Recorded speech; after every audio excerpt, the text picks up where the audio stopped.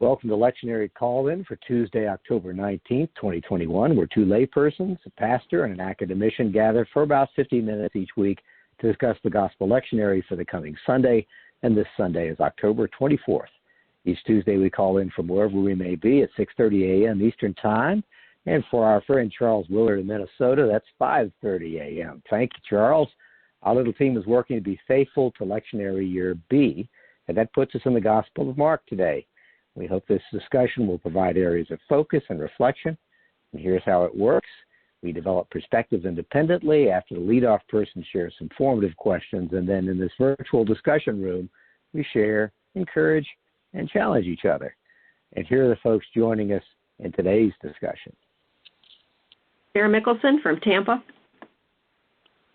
Bill Hall in St. Petersburg, Florida. Charles Willard in Minnesota. Don Upton in Winston-Salem, North Carolina today. Good to have everybody here listening in or viewing. And the Gospel Lectionary for the coming Sunday is Mark 10, 46 through 52. And I'll be reading from the New Revised Standard Version. They came to Jericho, and he and his disciples, a large crowd, were leaving Jericho. And Bartimaeus, son of Timaeus, the blind beggar, was sitting by the roadside. And when he heard that it was Jesus of Nazareth, he began to shout out and say, "Jesus, Son of David, have mercy on me."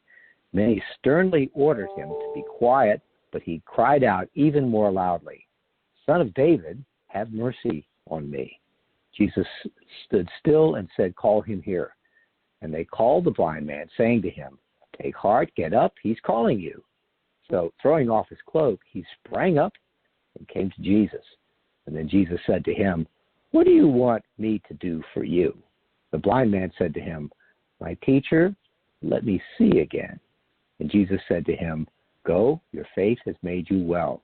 Immediately he regained his sight and followed him on the way. That's the word of the Lord. Thanks be to God. Well, we've pulled a few questions together to kick off the conversation today. And the first one is coming to our friend Sarah Mickelson. And here it is. Why do we shush, or in the scripture, sternly order requests and shouts from some corners of our lives and communities?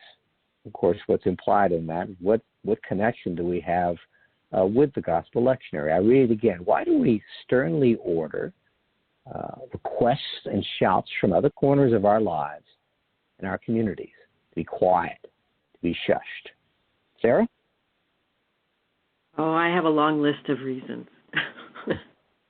To control someone or the message that they're speaking, to keep them silent, to stem interruptions to what seems important by what seems less important, in our own humble opinion.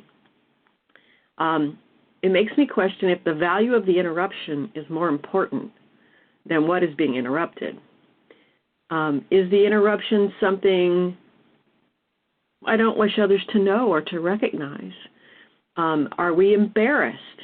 Is the interruption an embarrassment? Or do we want to silence the interrupter for some reason?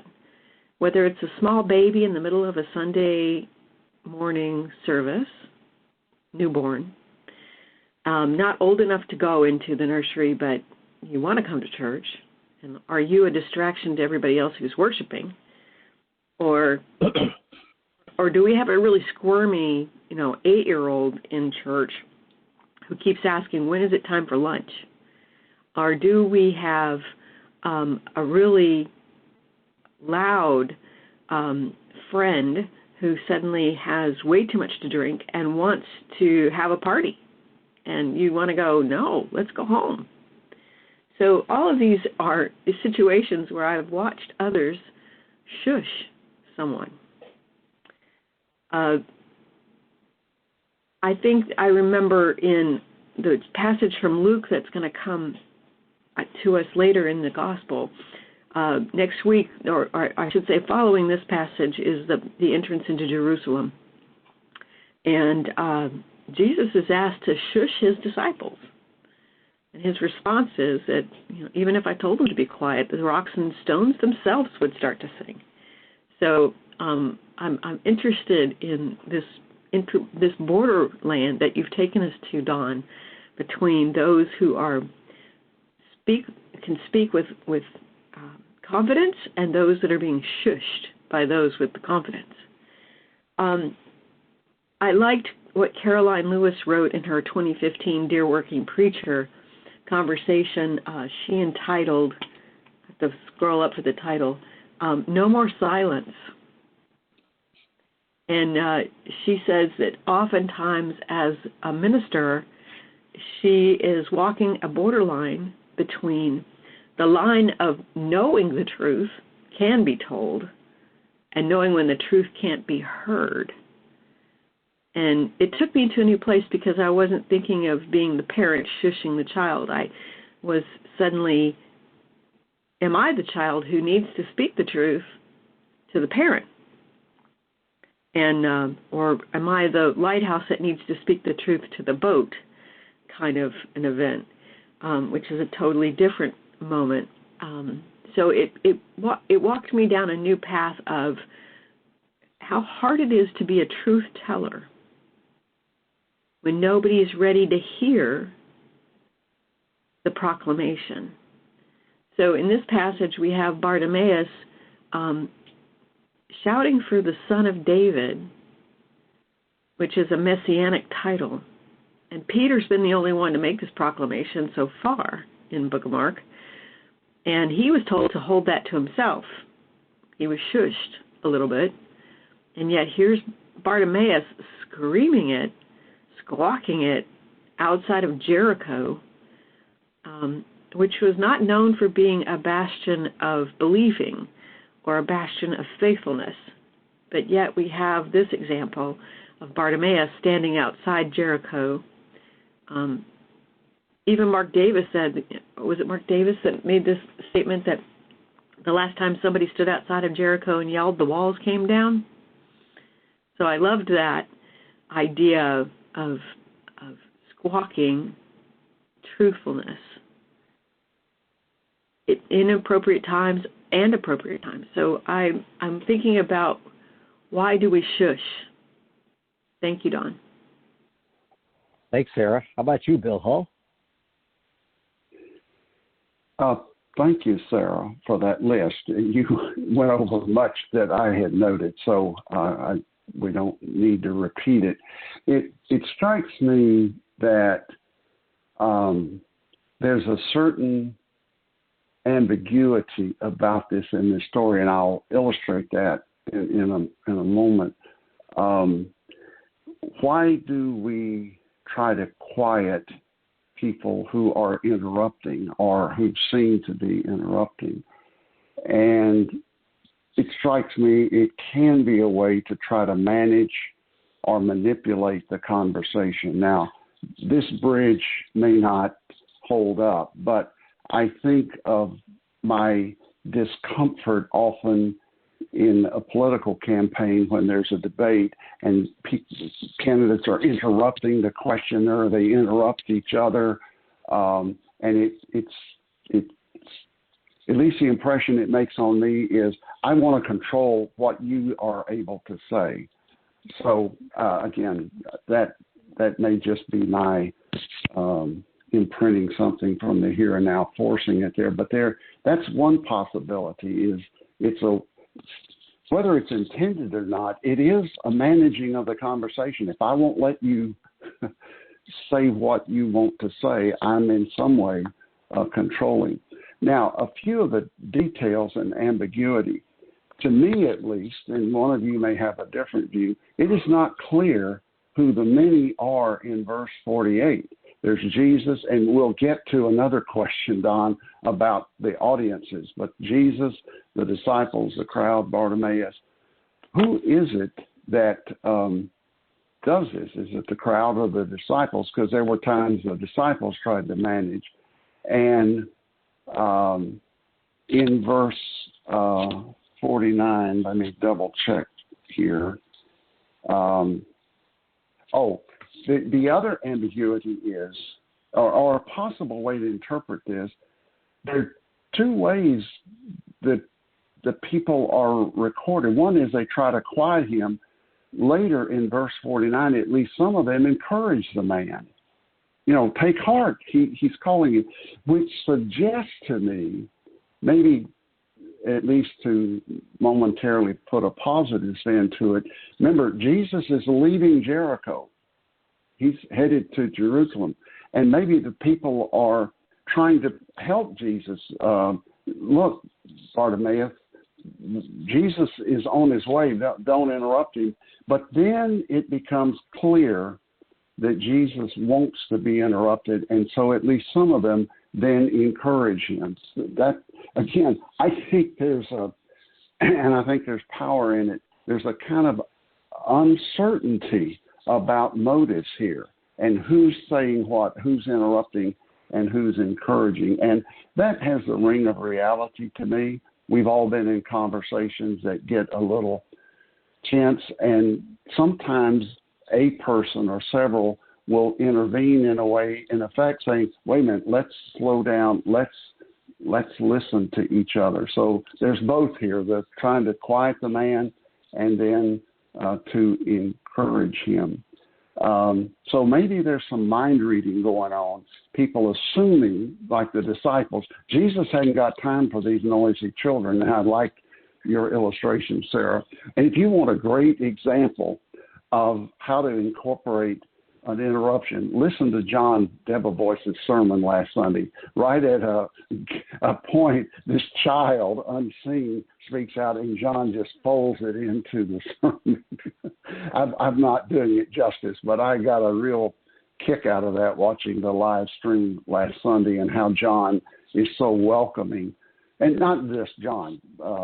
And that playground continues to fascinate me, that the children literally are engaged at their own level up front, not in the back, not up in the balcony. I'll stop with that, Don. It's just that there's a powerful ambiguity in this passage. Thanks, Bill. How about you, Charles? Comments on the shushing? Yes, I just wanted to say that as I was looking at that actually what it is reporting that Bartimaeus is doing is not just shouting out, welcome Jesus of Nazareth, welcome Jesus, son of David. He's shouting a request, and I can. It's easier to understand how, rather than being an exclamation of welcome and joy and praise and honor to this great person, Bartimaeus is also putting front and center a request that he has.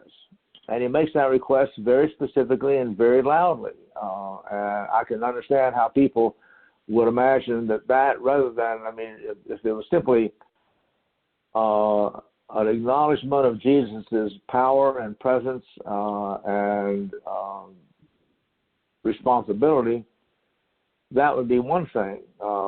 But Bartimaeus is very clearly putting forth in a very public way a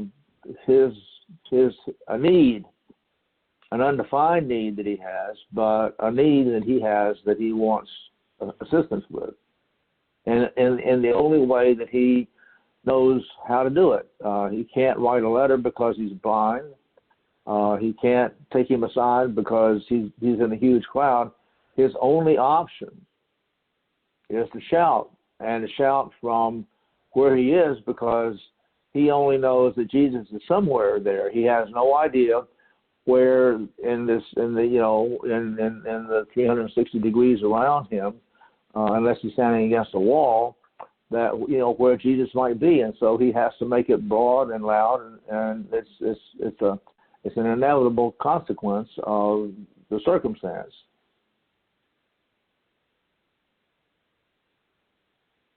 Thanks, Charles. I was as I was thinking about this, and if you could imagine, if for those of you that are going to moderate a class or facilitate a Sunday school class about this, maybe start with challenging everyone to think about the best intentions. It's easy to go, well, they're shushing. This is inappropriate. This is appropriate. I think start with, let's make sure we know this is appropriate. That the best intentions are here, the shushing, the be quiet, the shut-ups. And maybe we can find it in our hearts to think about when we feel empowered to tell people to be quiet or the time is not appropriate. I think that gives us a really good angle to look at everyone. They feel empowered, that it might be their job, that they have a sense of appropriateness, and so they do that. And at the end of the gospel, at this passage, I think if you put that together with what they've learned about it's Jesus, it says bring him forward. No one else says that. No one else says that. They feel empowered to be the deciders about what can be spoken and what cannot. Are they prepared to go forward into the world, the followers of the way, to communicate about what the Christ is? And the answer at the end of this brief passage is no, they're not. They may be gathering among themselves the message. Over time, they may have the message, they may have the words, but as long as they're shushing, they're not ready to go. Only one human being in that group is able to see through and make the move, and it's the Christ himself. They're not, I think at the end, they're not ready. And in a class, you could ask about when in our lives we felt empowered to shush people. And I'll point at myself. I think most of us have this in our hearts, that we feel like we're supposed to be the gatekeeper. I don't know who told me to be the gatekeeper, but sometimes I do it. I don't know where that comes from. I feel like I've empowered myself to be the gatekeeper. I have a sense of the litmus test. I don't know why, but I have it. And I think the people in this group feel like they have the litmus test. I think I know the protocol. Time and place, the proper time, the proper place. This is not the proper time. Young man, young lady, this is not the proper time. Doesn't this sound familiar to you? I hope it does. I have the ability to provide access and rights at the proper time and place. And this is really coming down to a question of access, I think. So time and place and access, it should be familiar to everybody. And it comes down to, where does Jesus belong or not belong? Uh-oh. Jesus doesn't belong in this engagement. And Jesus is the only one that can overrule that, because everyone else is shushing up. Who's the gatekeeper here? Only Jesus is the proper gatekeeper. Oh, that sounds familiar. Who is the gate? Who is self-appointed to be the gatekeeper? Oh, me. No, you, all of us. No, there's only one gatekeeper. And in a way, that's satisfying, because the Christ is the gatekeeper. But on the other hand, they're not prepared. They're not prepared in the world with the risen Christ to go forward. And I guess they remember that. And I remember John Debevoise, who Bill Hull cited, who's the pastor at Palmacia Presbyterian Church in Tampa, Florida, years ago when he preached on this. He asked, why do we remember Bartimaeus? And this will be a part of another question. And he said, because he's beloved. He stuck around. They know who he was. They knew, because he broke through all of these things. Well, let me move on to the next question. Let me just make a yes, observation, comment here. You would think that after all these weeks or months of being together on the road, on the way, as it were, and having encountered this kind of commotion repeatedly, that the disciples would have figured out how to manage that. Why is it that suddenly this guy is shouting from the side? That can't be the first time this happened. And you would think that they would have figured out how to manage a crowd like that. And it seems that they haven't. At least there's Mark. And again, this is, I'll say it from my side. You all may have a different view of it, but this is Mark's reconstruction of passage of time in his life and Jesus' life and the life of the other disciples. about what happened in this particular place and in a series of particular places that constitute the gospel. They are Mark's reconstruction, given his own view of the matter and what that includes and what that excludes. Let me just stop there because we need to get along, but so I'll stop. Great. Well, thanks. Let's stay on the subject. Another angle of the question. The author of Mark made some choices about content, character, and details. Charles, you're talking about the author here. Lots of choices to be made. Some of the stories in this gospel are are compact. There's very little detail. Not even everybody is named. This one has a name. Why do you think the shushing was placed in the text? And the story still holds together. He could just call out and Jesus could say, bring him here. You could cut out the shushing part and move forward with it. But Mark had a choice here. And the author of Mark said, let's put that additional piece in here. I mean, there's a lot more pieces he could have added. He could have said, this is the color of the cloak that the man was wearing. This was the name of the place on the side of the road. These are the people around him. But he made a specific choice to say, let's add the be quiet into this. Now, let's start with you, Bill Hull. Why do you think this was included? Why is this an important part of the story? Great question. And the springboard over what I believe I understand Charles to be saying, I assume that Mark had a purpose in how he structured this gospel. And before we started the recording, I made the comment that I continue to be struck by how much is packed into 6 verses in our rendering of the scripture. These are just 6 verses. It's not a large piece of scripture.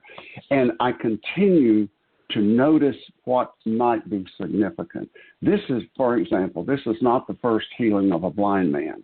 In Mark 8, in Bethsaida, there's a record of a healing. And here's what just struck me a few minutes ago. I got my atlas and checked. Bethsaida is in the far north. Jericho is close to Jerusalem. We're at the end of chapter 10. Chapter 11 begins with Jesus near Jerusalem and then enters the city. So he's close to the fulfillment of turning his face to go to Jerusalem. So perhaps Mark is purposely bracketing. In the north, there's this healing of a blind man early in Jesus' adult ministry. And now in Mark, I didn't check the other gospels. In Mark, this is the last healing before Jesus entered Jerusalem. So that might be significant. Back to your question about why is this here.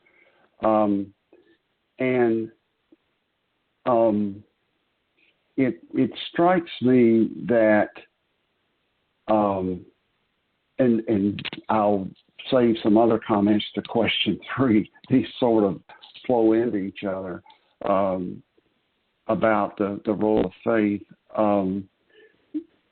Mark is illustrating in this last action before Jerusalem how important it is that one be persistent in seeking the Christ. That may be a message. Again, I think we'd all agree we may be reading our own meaning into this, but I think that's legitimate. What does the way Mark shapes it, how does that impact me? That I can speak to without saying, well, I know that this was Mark's intent. You know, that you think of the woman with the hemorrhage in Mark 5, and now with Bartimaeus, Jesus says their faith has healed them. And what strikes me, and we've made this point before, I don't know that we know or told what Bartimaeus' origin was, if he's Jew or Gentile. The woman with the hemorrhages was, I think I'm right, a Gentile. Again, no, Sarah, she was He calls her a daughter of Israel. Okay, I thought it said she was a Canaanite. Anyway, I didn't check that. But she was a woman who was, in that culture, supposed to be quiet. Bartimaeus is told to be quiet.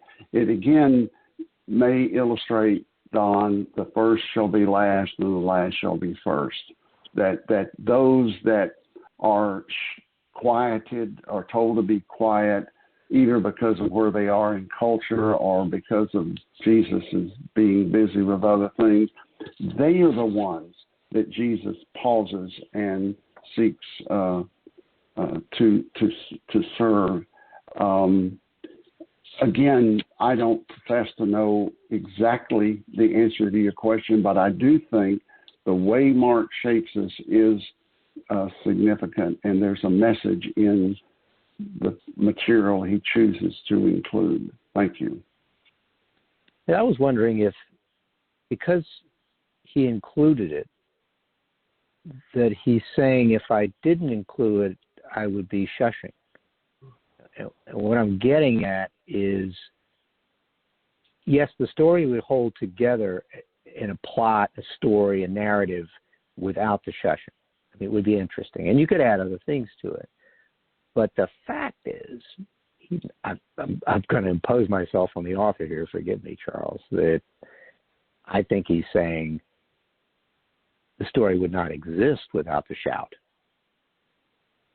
That you may like what comes after the request, the inappropriate cry out to the teacher, but none of it would happen. It's a condition of the story. It's a condition preceding. This would not have happened if he were not so bold to shout out.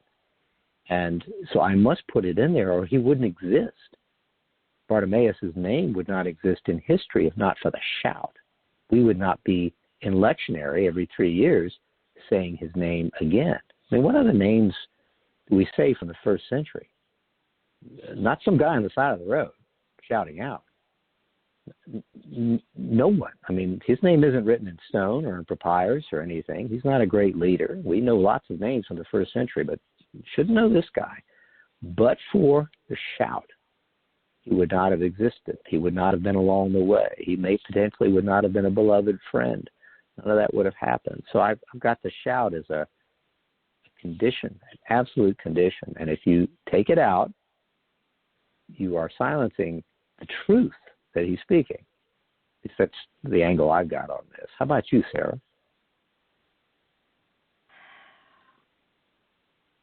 Timaeus is a Greek name by trade or by, I guess, source. And son of Timaeus or Bar Timaeus would be a hybrid Semitic and Greek blend. So I kind of went down this path of, are we seeing a presentation of a counterculture to that which we're going to meet in Jerusalem? Maybe a reference to Plato's Timaeus, who poses or posits the idea that sight is the foundation of knowledge, which would have come out of Plato's cosmic and really profound writing at the time, which would have emerged 1 century prior to the life of Christ, or in the century just prior to Christ. So this would be a street knowledge or a conversation you would have with somebody who was well read or had been read to. We don't know what happened to Bartimaeus. We don't know whether he was born blind or if he had sight and lost it. So I like this moment of lovely, ironic wordplay that a blind beggar who squawks for sightedness healing represents the Greek notion of sight being the foundation of knowledge. There's just such a rich, even if it's just the idea or the nuance of this, it's not meant to be anything more than that. The nuance of it is lovely. On the face of it, it's just a beautiful, beautiful thing. Now, I wrote in my margins that sometimes the counter story is just as valuable to presenting the truth. I'm thinking about the action taken with a bow and an arrow. You notch your arrow back the bow. You have to reverse the order or reverse the pull of the arrow to present it forward or to fly it up into the air. You need that spring that comes from being drawn backward and in reverse of the direction the arrow is going to travel at its final moment. So I'm thinking about this particular moment when Bartimaeus is the counterpoint to the truth that's about to be revealed. And I think when he presents the language, Jesus, Son of David, have mercy on me, he is poised and ready to spring up at the possibility that Jesus might heal him. So I think there's this moment of really important counter-truth that everybody around Jesus is going, Bartimaeus, be quiet. Bartimaeus, get back. Bartimaeus, don't be noisy. Bartimaeus, stop. And Jesus has to go, wait a minute. Let's hear this man out. Let's see what we're doing with this. So I think Mark makes decisions about content, character, and details specifically for all the audiences that will encounter this story, whether they're present in the moment, whether they're going to be present in the audience that Mark is writing to, which is an audience that's maybe 90 years down the path of when this experience occurred, or whether the audience is us who are reading this story over the eons of time that have moved between us and the time this particular experience occurred. So I think there's something to be said for, are you hearing the truth? Or are you, as Mark Davis called it out, anti-healing, trying to mute the truth? And so I'm curious about the value and the importance of the draw back on the bow to fly the arrow forward. And I think that's what we're seeing here, and that Mark takes a very deliberate moment, names this person, describes this particular story, and presents it to us with a clarity that we don't get in the other healing stories where we learn the whole backstory almost about a person. Bartimaeus is given to us with some clarity. So I really like the whole idea of it's important to know the details of the story. Thank you, Sarah. Charles, thoughts on the decision to leave the be quiet in this text?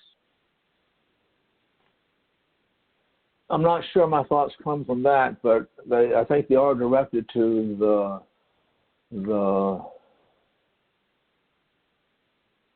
the emotions and the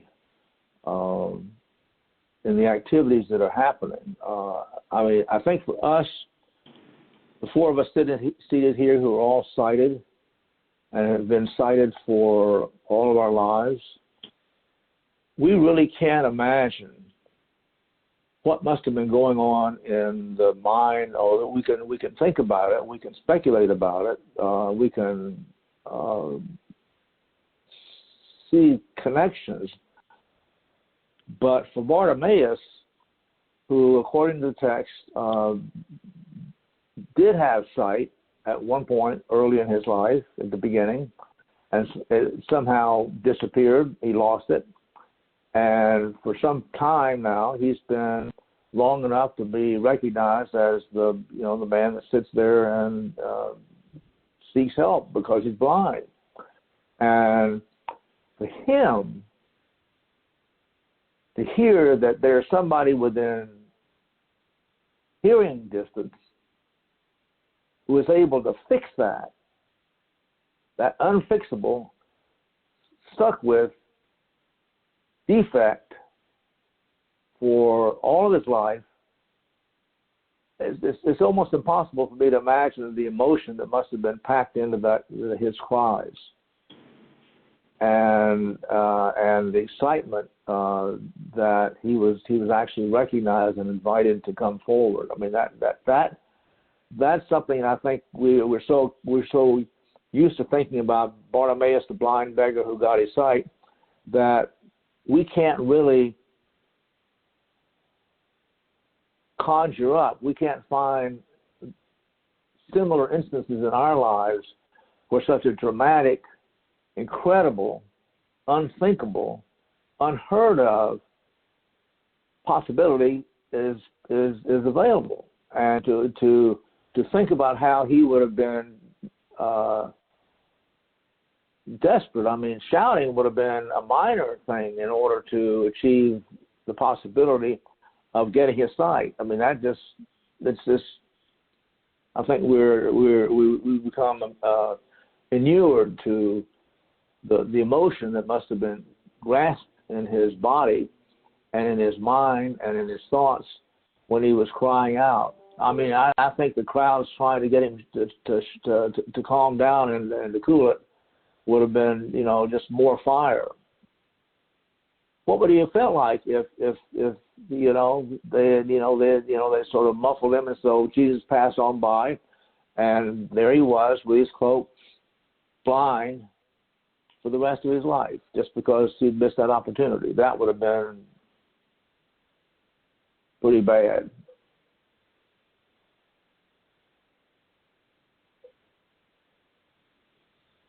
Thanks, Charles.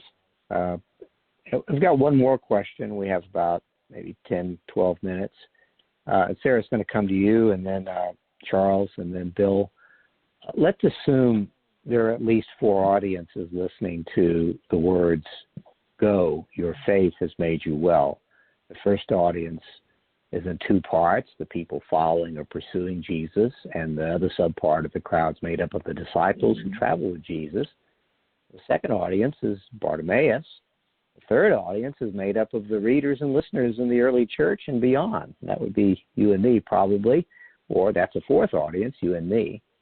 And I'm wondering, how has your faith has made you well interpreted or understood, or I could say lost, across the spectrum of these audiences? I think Mark had them in mind because he was reading further in time from the time when Christ was present with the disciples.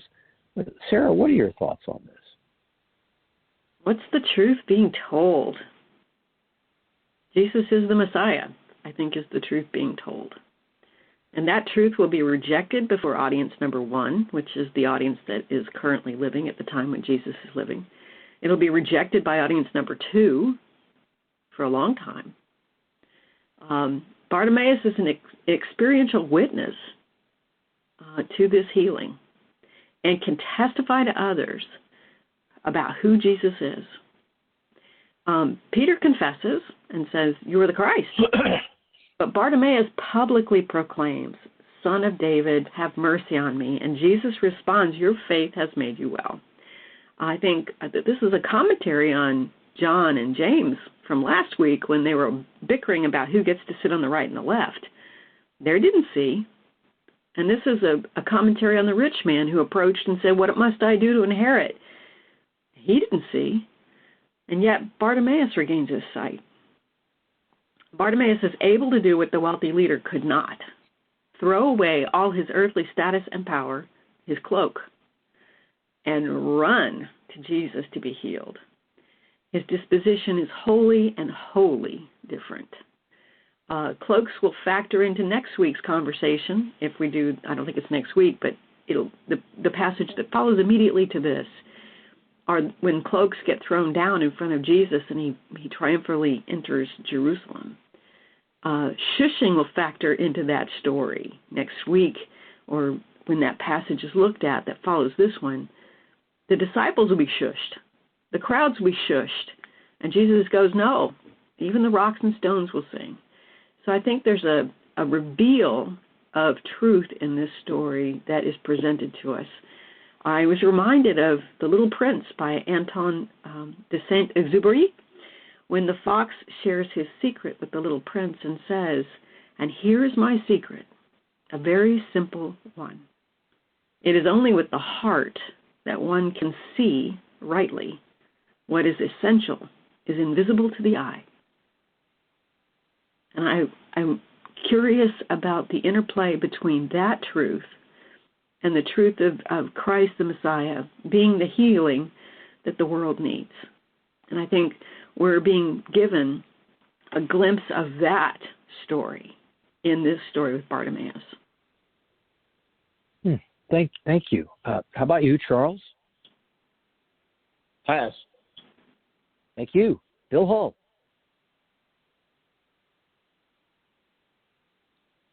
You're on mute, Bill. Thank you. First of all, I think there is some mystery to this. I think that's important to say that we cannot fully understand, but I think it is an important question because this isn't the only time Jesus says this to somebody. And therefore, it is important. It's clear that perseverance on the part of the one needing healing is important. And Sarah, I was listening to you on the other question, but I checked my resources and I'll own my confusion.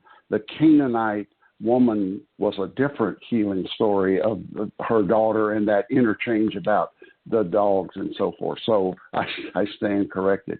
And I looked in the healing of the woman with hemorrhages. He calls her daughter. I don't need to belabor the point. It's clear that persistence on the part of the person needing help is important. I think it goes to Jesus on another occasion, at least one other, maybe more. He says, do you want to be healed? Here, the person in front of him needs healing. Why does Jesus say, do you want to be healed? Well, to be healed changes things. Bartimaeus threw his cloak off. Many scholars interpret that to mean he was giving up being a beggar. Nothing wrong with being a beggar in his culture. There was no Social Security. That's how beggars made it. They laid a cloth out or a cup and hoped people would help them. So Bartimaeus' life is changed. And I'm struck by the crowd's shushing and the hesitancy and the obvious. I think this gets to what Charles was saying. Bartimaeus is full of eagerness and excitement. You know, he is deeply impacted by this. And I think along with the do you want to be healed, implied is the question, what are you going to do with your healing? And what did Bartimaeus do? Jesus told him, go, a rather indefinite thing, and it says Bartimaeus then followed him. And another contrast in here, and I'll end with this, Don, and it struck me while I was listening this morning. This story occurs in all three synoptic gospels, Mark 10, Matthew 20, Luke 18. In all three of them, it says when the crowd was trying to intervene, Jesus stood still. Jesus plants himself. He stops. But the story ends with Jesus moving and Bartimaeus going with him. And I again, how did Mark frame it? He ends this segment before the entry into Jerusalem with the word go. I like that. What do we need to hear? Go. Thank you.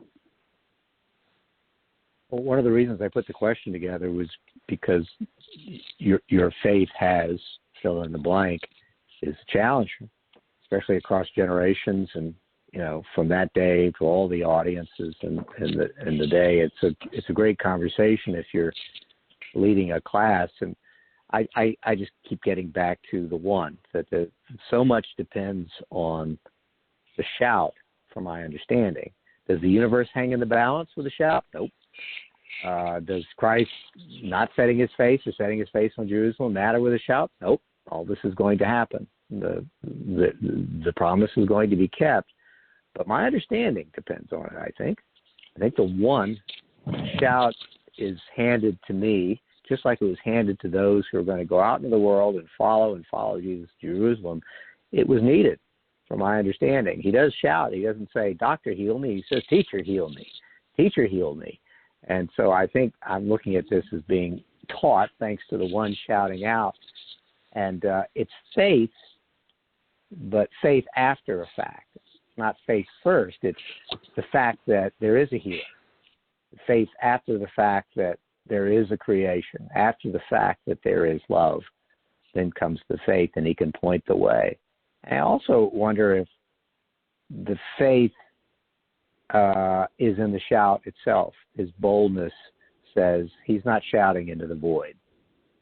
He's not shouting into the void of an annoyed crowd. He's not shouting into the void of arbitrary arbiters of whether he has standing to shout at all.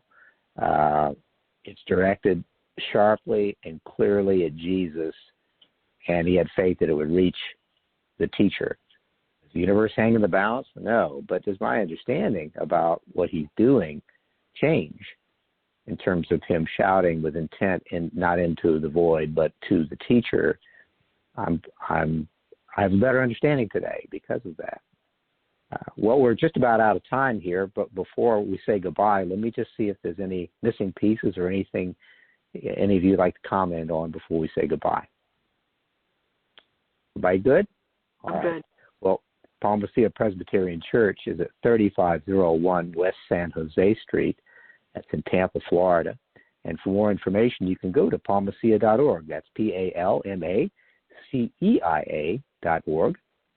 And at that site, you can find other discussions of the same lectionary, differences of opinion, new ideas, great sermons, worship services, reflections, prayers, opportunity to take communion, and outstanding music. So we commend that site to you. And you're all always welcome. And we'll see you next time.